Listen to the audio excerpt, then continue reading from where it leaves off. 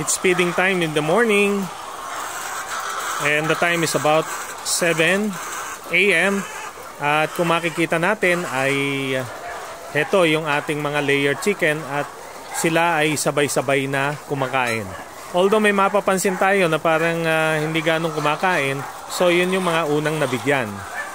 But most of them are makikita natin na kumakain ng sabay-sabay. Ayan sila.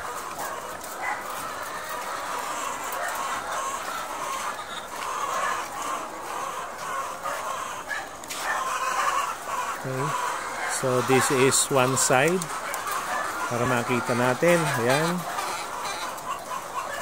So ito yung ating isang batch na 4 months pa lamang na naibababa, no? So,